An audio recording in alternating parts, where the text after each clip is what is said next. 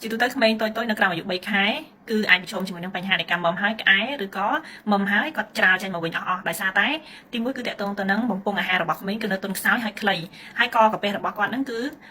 នៅចំហបិទអត់ទាន់ជិតល្អទេអញ្ចឹងនៅពេលដែលកូនមុំឆ្អែតពេកឬក៏មុំហើយភ្លាមដាក់ឲ្យកូនកេងភ្លាមគឺជាមិនផុតពីការដែលច្រាលទៅដោះគោឬក៏ទៅដោះម្ដាយហ្នឹងចេញមកវិញអស់ទេពេលខ្លះគឺក្អែឬក៏ឆ្លុះចូលទៅក្នុងបំពង់ខ្យល់ទៀតអញ្ចឹងដើម្បីជៀសវាងនៅបញ្ហាហ្នឹងនៅពេលដែលយើងបំបើកូនគឺត្រូវតែឲ្យក្បាលកូនហ្នឹងខ្ពស់បន្តិចដាក់ក្បាលកូនឲ្យខ្ពស់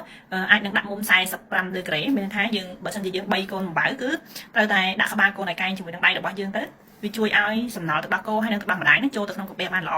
មួយទៀតបើសិនជាយើងកេងបំបើគឺត្រូវតែដាក់ក្បាលកូនឲ្យខ្ពស់ដូចគ្នាអញ្ចឹងតើតើនឹងទម្រង់នៃការ3កូនឬក៏អោបកូនក្នុងឡុងពេលដែលយើងបំបើកូនហ្នឹងគឺជារឿងសំខាន់ដោយសារតែបើសិនជាយើងដាក់ក្បាលកូនទាបពេកនៅពេលដែលមុំហើយគឺចោលទឹកដោះគោនឹងចេញមកវិញអស់ហើយយើងប្រៀបដូចទៅជាមនុស្សធំយើងផឹកទឹកអញ្ចឹងនៅពេលដែលយើងកេងផឹកទឹកក្បាលយើងកេងត្រង់អញ្ចឹងហើយយើងផឹកទឹកអញ្ចឹងគឺចោលទឹកជ្រក់ទឹកចេញមកវិញអញ្ចឹងកូនក្មេងដូចគ្នាអញ្ចឹងនៅពេលដែលមុំគឺគួរតែដាក់ក្បាលគាត់ឲ្យរៀងខ្ពស់បន្តិចទៅមួយទៀតគឺ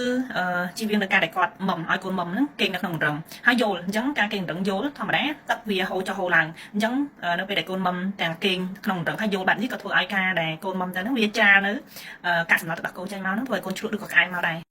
អញ្ចឹងពេលដែលមុំហើយនៅពេលដែលយើងបំបើកូនហើយគឺត្រូវតែលើកកូនដាក់មកលើទ្រូងរបស់យើងអាយខ្នង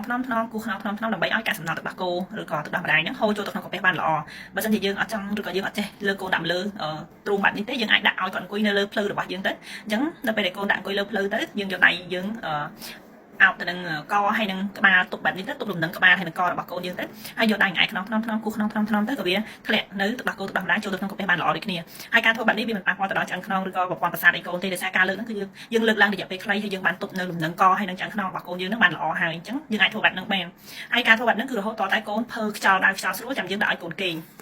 ដូច្នេះដើម្បីកាត់បន្ថយនៅការក្អែឬក៏ច្រាលនៅកាកសំណល់ទឹកដោះគោចេញមកហ្នឹងគឺយើងអាចធ្វើតាមការណែនាំនេះទៅនៅពេលដែលយើងបំបើដាក់ក្បាលកូនឲ្យខ្ពស់បន្តិចហើយនៅពេលដែលបំបើហើយគឺដាក់កូនឲ្យភើចេញសិនអញ្ចឹងអរគុណច្រើនជួបគ្នានៅក្នុងវីដេអូផ្សេងទៀតបាយបាយ